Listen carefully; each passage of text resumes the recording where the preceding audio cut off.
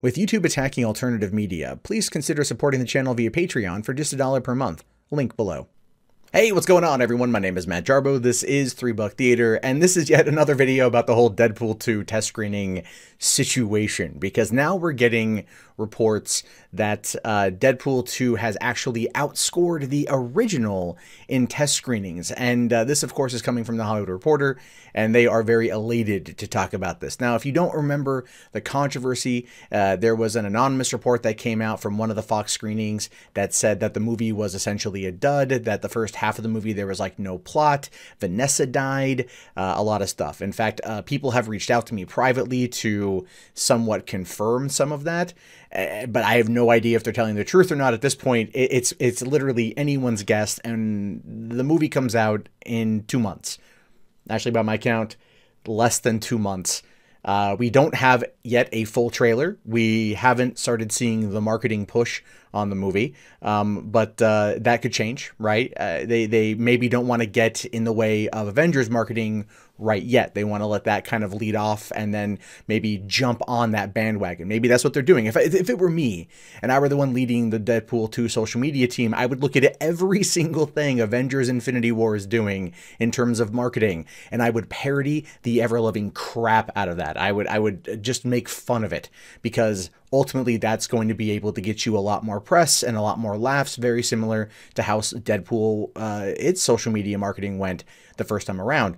And the thing is, though, is they had a lot to kind of prove at that point in time. So I do want to kind of touch on that for a second. The marketing that took place in the latter half of 2015 leading into February 16th's release of Deadpool back in 2016, they had a lot to prove. This was an untested property that had a $50 million budget, and they were relying very heavily on Ryan Reynolds and the style and tone of the film to get butts in seats. And what they got was a fantastic movie that brought home nearly $800 million worldwide. So it is a bona fide hit. It is the highest grossing X-Men movie of all time, and it will probably be outdone in Deadpool 2, provided it isn't killed by Avengers Infinity War. But like I said, I do feel that Disney moved up Avengers to give it another week in order to not compete with Deadpool. I do stand by that. People have said, no, they don't want to compete with Solo. I'm like, no. Two different markets. It's Deadpool they don't want to compete with.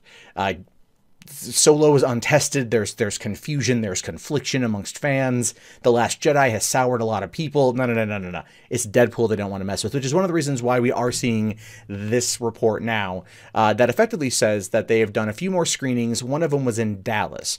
And at Dallas, they had 2 groups of people, and they watched 2 cuts of the film simultaneously, and then they rated the response. And one of the responses was a 94, and the other one tested at 98. Now, the one that's 98 is obviously the one that they're going to be probably bringing to theaters if this report is to be believed. The Hollywood Reporter basically said that to them it was described a level of elation, much like watching the Super Bowl. I'm paraphrasing, but that's a pretty bold statement right there. I mean, to kind of compare it to, like, you're watching the Super Bowl, that's how good the movie was, it feels a little bit like not really the right or correct analogy to use in that particular situation. Why would you sit there and compare a movie to the Super Bowl? I'd be all like, remember that feeling you got at the end of Iron Man? That's how the movie is. Like, that's the whole movie. If you're going to rock it at 98%, that's what you're getting. I would be like, look, if I'm going to compare it to anything, just that moment, that feeling, it would be when Nick Fury shows up at the post-credit scene of Iron Man.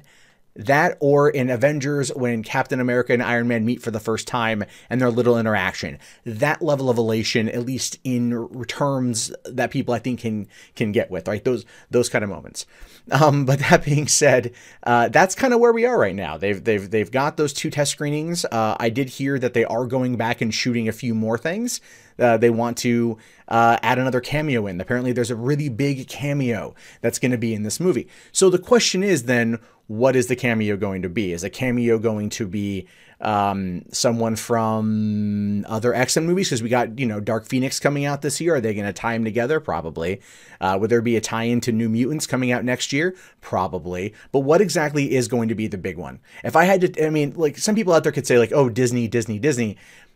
No. It's going to be if I had to guess, educated guess, would be Gambit. Gambit is still coming out next year, even though they don't have a damn director and it's still kind of up in the air, it's still coming next year. So I would say that if they're going to do anything, it's going to be Channing Tatum as Gambit. And I think the reason why they would do that, if it happens, it could not happen, but if it happens, the reason why they would do that is because they'd want to then show him in the role. They'd want to show him in the costume, because I'm sure at this point that's already been done. If they were weeks away from starting production a while back and then the director fell out, their pre-production is probably already done. So the costume is definitely set. And they probably want to bring in Channing Tatum as Gambit to show him off, to get people hyped up and to go, hey, this is coming, and to start building the hype machine for that.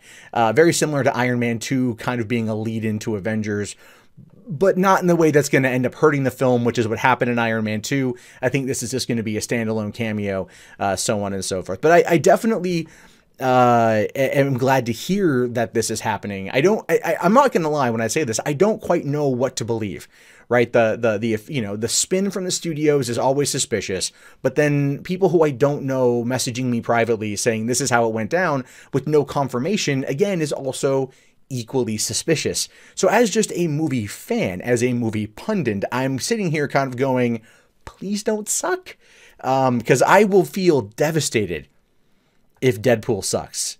Now, to be perfectly fair, to be perfectly honest, when I first saw the first Deadpool, I was not blown away by it when I first saw it. And the reason why was because I had consumed so much marketing with that movie that all the action points were already in the trailer. They were all in the trailer pretty much. A lot of the jokes were there. And so nothing I saw necessarily wowed me. It wasn't until a few nights later when I happened to be awake at 3 o'clock in the morning surfing the web and I came across a copy of Deadpool that had been floating around on some site, and I just wanted to test the copy of it and ended up watching the entire movie and found myself completely enthralled with it, so much so that I took my girlfriend back to the theater a couple days later to watch it again, that I realized the true genius of Deadpool 2, but I do feel a lot of that has to be in regards to Tim Miller. I'm a little bit concerned that his removal from the project is going to have a negative impact. But then again, the movie could go a lot darker, a lot more violent, a lot bloodier, and that may not actually be for the best. So I'm hoping that it's good, but this is kind of where things stand. Curious to know your guys' thoughts about this. Do you think okay, real quick, who do you believe? Do you believe the studios and their spin? Do you believe the people that are coming out saying things anonymously? To me, specifically. They may not talk to you, but they have to me. So this is what I'm curious about, but go ahead and let me know down in the comments. My name, of course, is Matt Jarbo. This has been 3 Buck the Eat. If you haven't already, thumbs up the video, subscribe, check back often for more movie commentary from me. And if you just want to see more from me, and I hope you do, you can do so right now.